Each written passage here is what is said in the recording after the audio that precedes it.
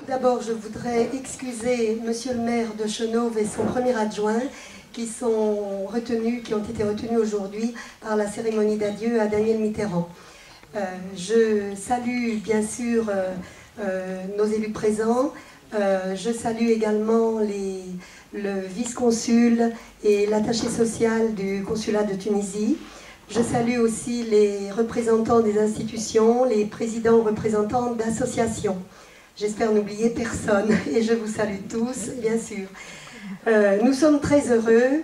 L'association des Tunisiens de Côte d'Or, dont je salue le président Monji Bari, et l'AMJC Maison du Citoyen de Chenôve, de vous accueillir ce soir pour un café citoyen sur le thème de la révolution tunisienne.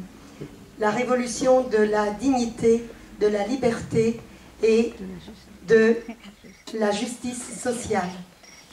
Un café citoyen peu ordinaire, puisqu'il sera animé par 3 jeunes Tunisiens qui sont venus en France à notre invitation par l'intermédiaire de la Fédération française des MJC. Nous sommes très heureux de les accueillir pour 9 jours. Permettez-moi de vous les présenter. Il s'agit de 3 jeunes cadres investis dans la maison des jeunes de Nabeul. Slim, le jeune président de l'association des amis de la maison des jeunes.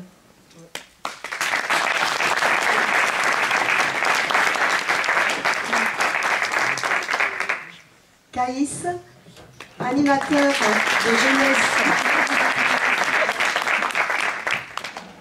de jeunesse dans cette maison, et Amira,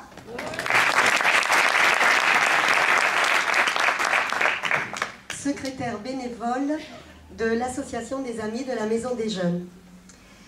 Mais les contacts avec la Tunisie ne datent pas d'aujourd'hui. En effet, du 5 au 21 juillet 1984, la MJC, présidée à l'époque par René Schmitt, qui est ici ce soir, accueille une délégation de 10 jeunes Tunisiens. Une délégation de 10 jeunes Tunisiens de Sfax pour un premier échange international de jeunes. Ceci par le biais des Francas, fédération à laquelle était affiliée la MJC à l'époque. Pour ce séjour, évidemment, accueil dans les familles, nuitée à la MJC, nombreuses visites à Lyon, Paris, Annecy, camping à Saule-Guillaume, etc. Tous s'en souviennent encore aujourd'hui. En août 85, c'est la réciprocité. 13 jeunes bombis sont accueillis à Sfax par l'Office national de l'enfance tunisienne. Hébergement à Hammamet par 40 degrés à l'ombre. Excursions nombreuses à Sousse, Tunis, Kérouan, Nabeul, Matmata, Gabès et Sapalmeret, etc. 1985 est consacré Année internationale de la jeunesse. Le slogan de cet échange, mieux se connaître pour mieux s'apprécier. Slogan encore d'actualité, bien évidemment, et peut-être de manière encore plus criante. Depuis cette période, les échanges internationaux se sont multipliés. Avec notre ville jumelle allemande, Limburgerhof, avec Berlin en 1988 et 1989, juste un mois après l'ouverture du mur. Accueil à Chenôve, toujours en 1989, d'une université internationale d'été, réunissant 70 jeunes venus du Québec, de l'Allemagne, du Portugal, du Maroc et de Chenôve. Plus récemment, avec l'arrivée de Marc Cany, notre adjoint de direction chargé de la coordination de la jeunesse, des rencontres de jeunes se sont réalisées dans le cadre du programme européen Jeunesse en Action, le PEJA, avec des Irlandais en 2006, à Berlin à nouveau en 2007, ensuite un accueil trinational à Chenôve en 2008 avec des Irlandais, des Turcs et bien sûr les Cheneveliers, un séjour vidéo à Mayence l'été 2009 et un accueil Music Makes Europe à la Toussaint 2009 avec l'accueil de 40 jeunes musiciens des Tchèques, des Lettons, des Polonais et des Cheneveliers. Cette année, nous profitons d'un voyage d'études engagé par la Fédération française des MJC en Tunisie pour prendre contact avec la Maison des Jeunes de Nabeul et poser les bases d'une coopération durable, en particulier avec la préparation d'un accueil de jeunes tunisiens en juillet 2012 dans le cadre du PEJAS, le Programme européen Jeunesse en Action. Toute l'équipe bénévole et professionnelle de la MJC, ainsi que les membres de l'Association des Tunisiens de Côte d'Or, réunis autour de son président, Monji Bari, se mobilisent durant la nouvelle édition des Nuits d'Orient pour faire le meilleur accueil à nos amis tunisiens qui vont animer ce café citoyen consacré à la révolution tunisienne. J'en profite pour dire la satisfaction de la MJC de pouvoir s'investir pour la 9e année consécutive dans ce très beau festival porté par la ville de Dijon, festival qui incite à la tolérance et au respect entre les individus et les peuples. Je ne peux que remercier la Fédération française des MJC ainsi que la Fédération régionale dont je salue le délégué Laurent Costi, ici présent. Je ne peux que remercier aussi notre équipe de professionnels et le directeur qui ont tout mis en œuvre pour que cet accueil soit le plus chaleureux et le plus riche possible pour Amira, Slim et Caïs. Je tiens à remercier très sincèrement la ville de Chenôve et le conseil régional de Bourgogne qui soutiennent économiquement cette initiative. Et bien évidemment, mesdames et messieurs, vous aussi, je vous remercie d'avoir répondu à notre invitation. C'est un très bel accueil que vous leur faites. Je vous souhaite de passer une excellente soirée, très riche culturellement. Et je laisse tout de suite, après que Monji ait dit un petit mot, je laisse la parole à Amira, Slim et Caïs, qui ont été les véritables témoins de la révolution en Tunisie. Pas que je passe derrière Chantal, parce qu'elle parle tellement bien que moi j'aurais rien à ajouter. Si seulement, si ce n'est quand même. Je remercie, je profite de cette occasion assez particulière qui marque franchement une nouvelle ère pour la Tunisie. J'ai salué ici les vice-consuls de Tunisie à Lyon et son attaché social, en excusant Monsieur le consul qui a dit qu'aujourd'hui il reçoit si Ayad Achour Lyon, et à cette occasion donc il nous envoie son vice-consul et je les remercie beaucoup. Ils ont marqué le coup, c'est quelque chose de nouveau. J'espère que l'ère a tourné, est vraiment tourné, et qu'une nouvelle ère s'ouvre. Aujourd'hui, je remercie, mais vraiment très chaleureusement, je n'ai jamais douté une seconde de la mobilisation de mes compatriotes, si nombreux aujourd'hui, et ça me fait la joie, surtout, d'accueillir ces jeunes Tunisiens. Bien sûr, je ne peux pas monopoliser la parole, mais je ne peux pas ne pas remercier la présidente Chantal, qui a tout fait avec Gabi et tous les membres du conseil de l'MJC de Chenôve et tous les membres salariés de cette belle maison de jeunesse et des citoyens qui ont tout fait pour nous aider à concrétiser ces projets si chers pour nous, parce que ça marque un début pour une coopération, Inch'Allah, on va dire, qui sera meilleure demain pour que le peuple tunisien et le peuple français retrouvent un après-Ben Ali dans une ère de démocratie, de liberté, d'échange et de convivialité. Je vais remercier tous les gens ici qui sont déplacés, qui sont pas tunisiens, mais je vois ils sont très attachés à la Tunisie parce que je vois beaucoup de Français et de Françaises qui ont marqué le coup et qui ont honoré franchement cette réunion par leur présence et je les remercie de tout cœur.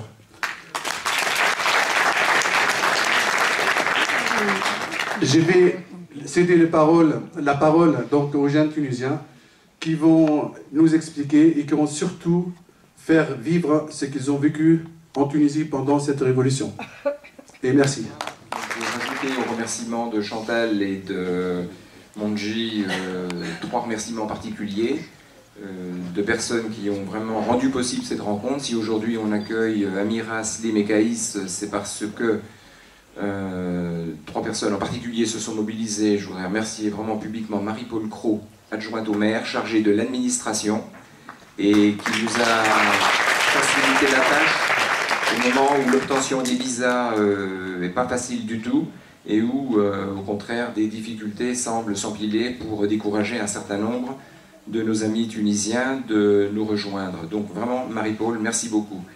Merci également à Colette Thomas, membre du conseil d'administration, qui est donc la puissance accueillante en termes d'accueil officiel et qui, très spontanément et très rapidement, a mis sa maison, son état civil, ses photocopies de ceci, de cela, pour nous aider également à réaliser cette opération.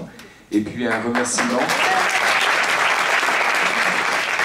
également à la famille Mekaf, à Khadija en particulier, qui depuis qu'elle le sait que nous allons accueillir nos 3 amis nabeliens, eh bien s'est également mobilisée et avec sa belle-maman, avec son mari, pour faire en sorte que l'accueil soit à la hauteur de l'image que nous avons de ce beau pays. Voilà, merci beaucoup.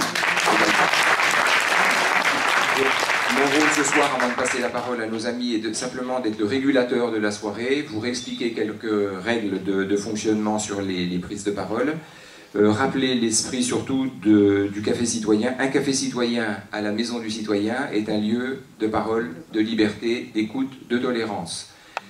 Pour que tout le monde puisse s'entendre et pour que tout le monde puisse prendre la parole, parce qu'on n'est pas dans une conférence ce soir, il va y avoir des prises des expressions, il va y avoir des descriptions de situation, mais l'intérêt c'est bien un échange avec le public le plus nourri, le plus nombreux, enfin le plus dense possible.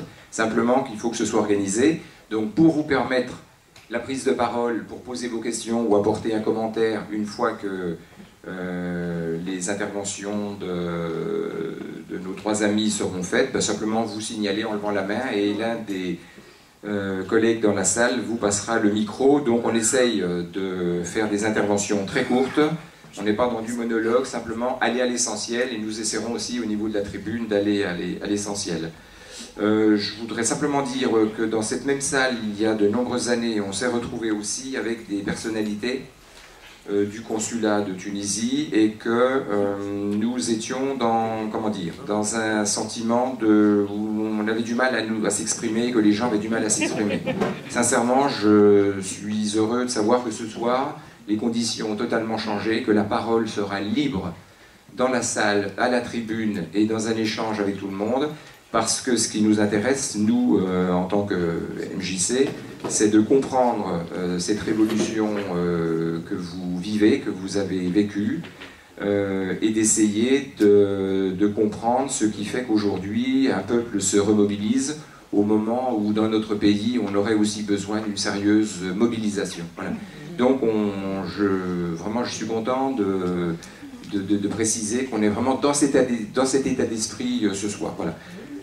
Je termine pour vous dire que nos amis tunisiens de Nabeul, donc qui sont de la Maison des Jeunes, sont venus avec un certain nombre de produits artisanaux, avec un certain nombre de t-shirts, donc avec des produits du pays, pour essayer bien sûr de les vendre, et puis pour commencer à faire une caisse pour que les projets de jeunes de Nabeul puissent se réaliser.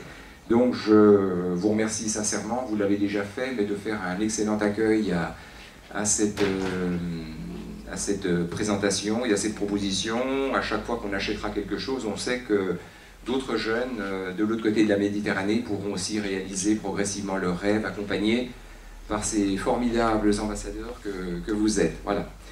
Donc je vais commencer tout de suite à passer la parole à Caïs. Donc on s'est un petit peu bien évidemment concerté pour voir en gros les prises de parole. Donc on essaiera avec Caïs de voir un petit peu comment cette révolution est apparue en Tunisie, ce qui s'est passé depuis le 14 janvier jusqu'à la constituante du 23 octobre dernier, et depuis les résultats, donc la préparation de l'organisation et de la nomination des principaux intervenants. Donc voir un petit peu cette partie historique, qui est tout récente, qui est déjà bientôt ancienne, ça fera bientôt un an, mais finalement c'est tout récent. Avec Amira, donc on essaiera d'explorer un petit peu la place des filles et des femmes en Tunisie, et la place que les jeunes ont prise dans cette révolution. Et avec Slim, on essaiera c'est pas qu'on va essayer, on va même aborder la question de comment, à partir de cette maison des jeunes, les choses se remettent un peu en place, comment les jeunes s'accaparent cet équipement, quel est le rôle de l'association des amis de la Maison des Jeunes, le rôle de l'association Maison des Jeunes, qui ne fonctionne pas exactement comme c'est le cas en France, mais cette approche nous intéresse au plus haut point, non pas tant pour vous donner des leçons franchement de bonne conduite, une institution comme la nôtre qui a 70 ans d'âge, mais plutôt au contraire pour puiser chez vous de la force, de l'enthousiasme, de l'énergie, je le dis, dont on a bien besoin, y compris dans les associations de jeunesse. Et je me réjouis que la MJC de Chenauve ait participé à cette dynamique de notre fédération nationale, qui elle-même a de beaux projets de coopération avec la Tunisie, avec Nabeul en particulier. Voilà, je vous remercie pour cette première partie. Donc je vais juste poser la question tout de suite à Caïs pour savoir si finalement, est-ce que tout a commencé le 17 décembre 2010 à Sidi Bouzid, à partir de l'immolation par le feu de Mohamed Bouazizi, ou est-ce que le feu couvait sous la marmite déjà depuis un petit moment?